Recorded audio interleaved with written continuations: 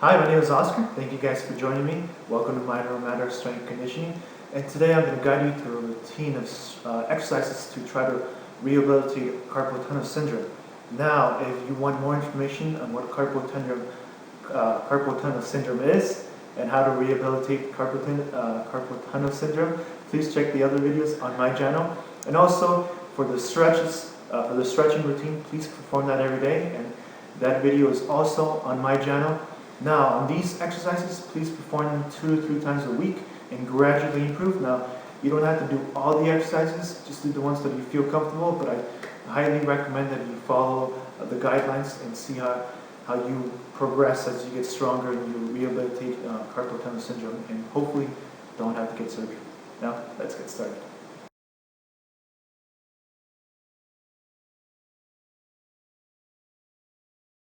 Make sure you guys are familiar with the guidelines.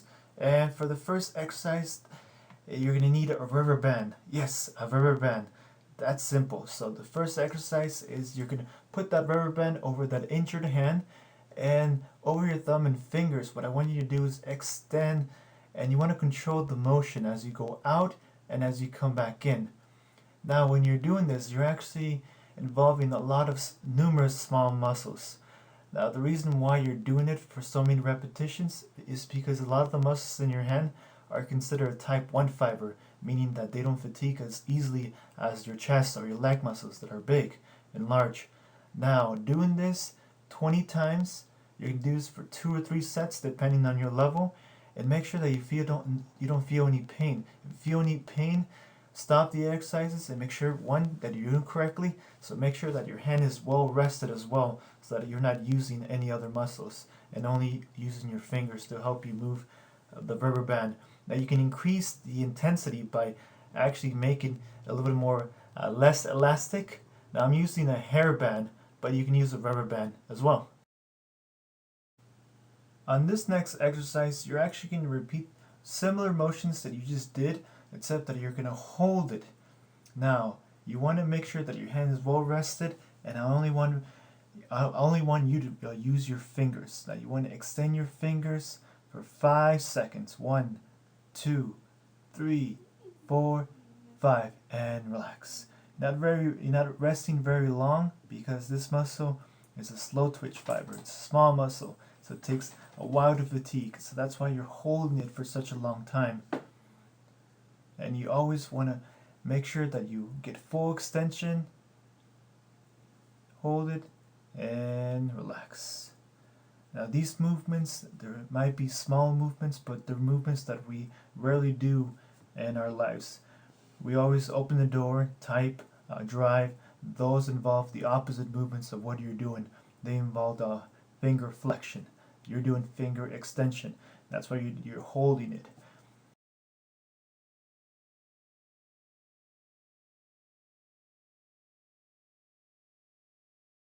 Now the thumb is very specific. I addressed this in other videos, so you really have to be able to work this. Now we do a lot of motions with the thumb. Now once again, you're going to keep your forearm well rested and kind of like, you're giving a thumbs up. That's why you want to do the motion. You want to give a thumbs up, hold it for 5 seconds, and then relax. Hold it for 5 seconds, and then relax. So in these videos, you're not actually resting for that long because once again, we want to fatigue the muscle. We want to make sure that it's working. So you do a lot of thumb flexion, with texting, typing, a lot of repetitive stuff. So doing these for only 10 to 15 repetitions of 5 seconds is long enough. That muscle will get stronger because you rarely do these movements in daily life activities. So these exercises are actually beneficial for people who type a lot. Now you're most likely going to feel it in between your thumb and your wrist. That's normal, and that space in between that you see between your thumb and your wrist, it's called your anatomical snap box, and that's the actual scientific term, and that's where you should feel it. On this next exercise, I want you to keep your palm facing up and well rested on your hand, and what you're going to do is you're going to go towards the middle of your body. So you want to lead with your pinky towards the middle of your body, and you should feel a mild discomfort towards your thumb, and that tells you, one, that you're doing it correctly, because that area is actually where the median nerve is located, and that's where the bridge of the carpal tunnel is actually located, and that's the space that you want to be able to allow more movement so that more blood vessels and other structures like tendons and ligaments get through. So you want to prevent the impingement. So this one's a really good one to do.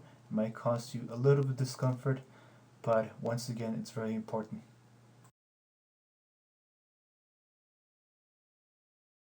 Now these next exercises are also to help recover from carpal tunnel syndrome, but also to prevent tennis and golf elbow from happening. You're going to start by grabbing your pole or stick or broom or device by placing it on your lap.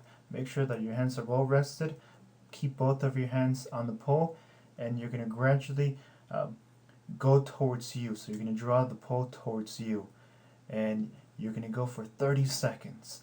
And the reason why you're going for 30 seconds is because you want to fatigue the muscle. Now, after about 10-15 seconds, you should start feeling this on your forearms, because one of the reasons why you're working in your forearms is because they cross the wrist. A lot of the muscles cross the wrist and actually perform some of the actions of the wrist. What I want you to do is, with your TheraBand, you're going to wrap it around your hand, and I want you to push down with the opposite leg on the other side of the TheraBand, and you're going to start by keeping your fists and in an upward direction. Now I want you to turn, kind of think like you're turning a doorknob. Now you want to be able to do this anywhere between 15 to 20 repetitions, 2-3 sets, and once again, it's just like turning a doorknob, and you should feel this more on your forearm.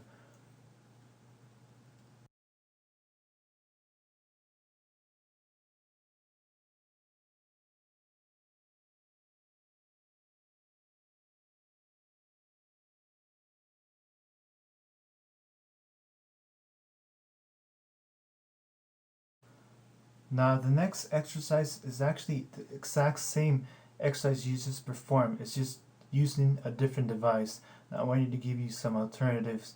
If you don't have a TheraBand, you can also use a stick or a broom or your device of your choice, but this is just another way of doing it. I'm using a pole because I'm using the laws of physics to help me. Now this one works by lever, so the farther away you move, the harder it becomes, making sure that all the pressure goes to my forearm. So if you're doing this, make sure that it's control and that you only feel this on your forearm and that your forearm is well rested. Now you can choose between doing this one or the other one. It's wanted to give you guys a little bit more of variations. So if you get tired of one of them, or if you don't have the supplies, you can still perform this exercise.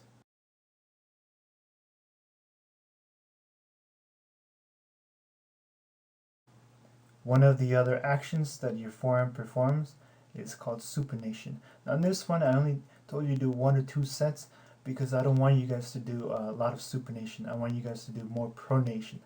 I just wanted to give you the full routine, and this is the other movement that the forearm does.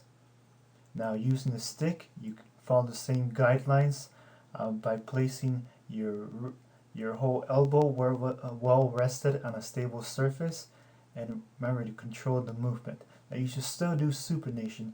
I just don't want you to do too much of it because you already do a lot of it, and this one involves more of your biceps as well because it's part of your elbow. It has control over the movements of your elbow. Okay, and if you don't have a stick, I will also put another exact same exercise but using the TheraBand. Now in the TheraBand, follow the same guidelines. You're going to wrap it around your hand, and you're going to also step on it with the opposite foot, and you're going to start with your fist pointing, with your palm pointing down, and then you're going to go up. Now in this one, if you see carefully, my bicep is doing a lot of the work. That's why I don't want you guys to do this too much. I still think that you guys will benefit from doing this one because you want to get those muscles stronger since you are using them. I just want you guys to strengthen the opposite muscles, the pronation muscles a lot more, and also your finger extensors and your thumb extensors. So follow, the guidelines and follow the routine. I hope you guys get well soon, and check out the other videos for other rehabilitation videos that I have. And I hope you guys have fun, and good luck with all your future endeavors.